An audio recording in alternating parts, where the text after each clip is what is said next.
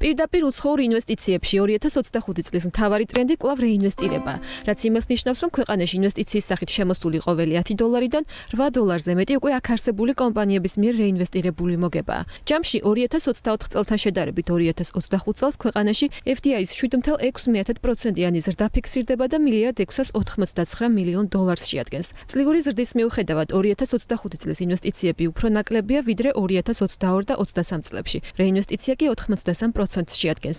მსგავსი დინამიკა, როდესაც რეინვესტიციის მაჩვენებელი FDI-ში 80%-ს აღემატება 2023 წლიდან შეინიშნება, რაც იმას ნიშნავს, რომ ამ პერიოდიდან ქვეყანაში ახალი მოთამაშეები თითქმის აღარ ჩანან. სურათი იგივეა, რაც შარშან დაფიქსირდა.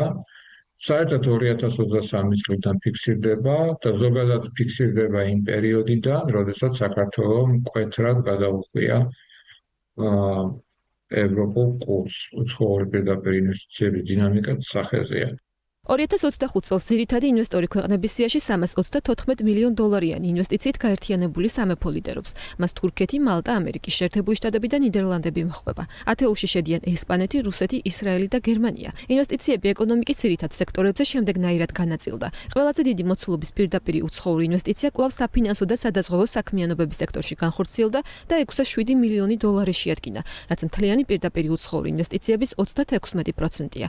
მეორე ადგილზეა უძრავი ქონების სექტორი $186 მილიონი, ხოლო მესამეზე ტრანსპორტის სექტორი $166 მილიონით. ათეულში შედიან დამამუშავებელი მრეწველობის, ინფორმაციისა და კომუნიკაციების სექტორებიც.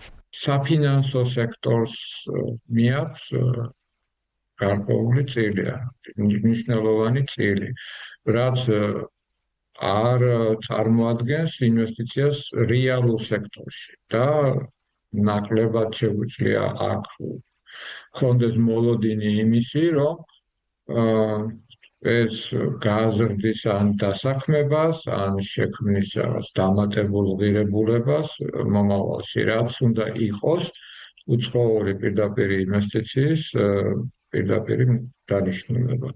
მკვეთრი ორწლიანი დაღმასვლის შემდეგ ათეულში მოხდა ენერგეტიკის სექტორი, სადაც გასულ წელს $111 მილიონი ინვესტიცია განხორციელდა.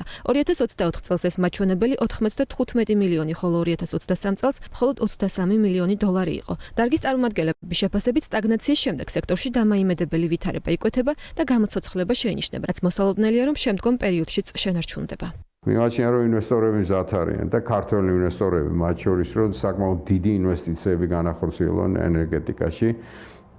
თუ რისკები უნდა იყოს შემცირებული და სახელმწიფო ამაზე რამდენადაც დღეს მუშაობს, რომ მუდმივად ხდება გათვალისწინება ინვესტორების პოზიციების და ეს ძალიან კარგია. ჩათვალეთ, რომ 16 მარტი იქნება წყალგამყოფი. წყალგამყოფი, იმიტომ რომ ინვესტორებმა უნდა წარადგინონ იმ პროექტებიდან, რომელი პროექტების განხორციელებაც მათ შეუძლიათ, იმ ჩამონათვალიდან. გადავდივართ განვითარების ახალ ეტაპზე, რაც არის უძრაობის ხანის დასასრული და მოძრაობის ხანის დასაწყისი. თუმცა ეს მარტივი არ არის, იმიტომ რომ ის ძველი უნდა გასუფთავდეს და ახალი ფურცლიდან დაიწყოს ურთიერთობები როგორც ინვესტორთან, ასევე სახელმწიფო სტრუქტურებთანაც. ტოპად სექტორს შორის ვეღარ მოხვდა სასტუმროებისა და რესტორნების დარგი, სადაც 2024 წელს $55 მილიონი პირდაპირ უცხოური ინვესტიცია ჩაიდო. დარგის წარმომადგენლების განმარტებით ბაზარი გაჯერდა და ახალი სასტუმროებისა და რესტორნების პროექტებისთვის სექტორი მიმზიდველი აღარ არის. რო იყო ხომ ესეთი რომ პატარა შემოსავლებით 3-4 მილიონის ფარგლებში სასტუმროს გავაკეთებ და აი ამ ინვესტიციით შემდგომში ამ დავატრიალებ და ისე ფულს ამოვიღებ. ეხლა ამ ეტაპისთვის ესე აღარ არის. ეხლა საინვესტიციო პორტალი გაზრდილია მინიმუმ $15 მილიონი და ზემოთ. ანუ შესაბამისად აი რეალურად დიდი სასტუმროების და დიდი ბრენდული სასტუმროებში კიდევ მიმდინარეობს ინვესტირება, თუმცა აქაც გვაქვს რამდენიმე ისეთი кейსი, სადაც პირიქით დიდი ინვესტირების ფონზე საკმაოდ ცუდი შედეგი მიიღეს. BMG-მ საქსტატიდან გამოითხოვა ინფორმაცია, თუ რომელ კომპანიებში ჩაიდო გასულ წელს ყველაზე მეტი ინვესტიცია. ამ კომპანიების სიაში კი მხოლოდ ნაცნობ ბრენდებს ხედავთ. IDS Borjomi საქართველოს, Macticom, Tbilisi Energy, TAV Urban საქართველოს, ქართული ცემენტი, Silk Road Group Holding, Aqualia საქართველოს, IG Development Georgia BJO ჯგუფი და Sokar საქართველოს ფილიალი. 2025 წლის მიწურულს კი მეოთხე კვარტლის ინვესტორი კომპანიების ათეულში საინტერესო მოთამაშე გამოჩნდა. არაბთა გაერთიანებული საამიროებიდან შემოსული Eagle Hill საქართველოს. ჯერჯერობით უცნობია კომპანიის მიერ განხორციელებული ინვესტიციის მოცულობა, უცნობია ასევე რას მოხმარდა ეს ინვესტიცია.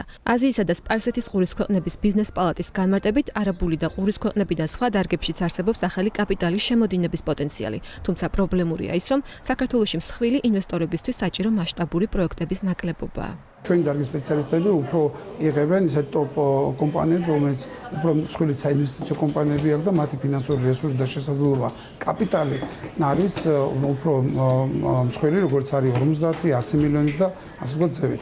მსგავსი მეგა პროექტები, მსხვილი პროექტები საქართველოში აღარ არის. ასე ვთქვი, უფრო ამიტომაც ისინი დაინტერესებული დღეს მდგომარეობით, რაც არის ინფრასტრუქტურის, მათ შორის საფინანსო, მათ შორის ენერგეტიკის მმართველობით განიხილავ. ენერგეტიკას ურჩევ ჩვენს პარტნიორ კომპანიებს და ენერგეტიკის მმართველები საკმაოდ მე ვიტყოდი, რომ დიდი დაინტერესება აქვს. ჯერჯერობით რთული სათქმელია გამოჩნდებიან თუ არა წელს ახალი ინვესტორები საქართველოს ბაზარზე. ანალიტიკოსების შეფასებით ეკონომიკური ნახტომისთვის ქვეყანას ახალი ინვესტორები და ინვესტიციები სჭირდება. მანამდე კი მთავარ გამოწვევად კვლავ ახალი კაპიტალისა და მასშტაბური პროექტების დეფიციტი რჩება.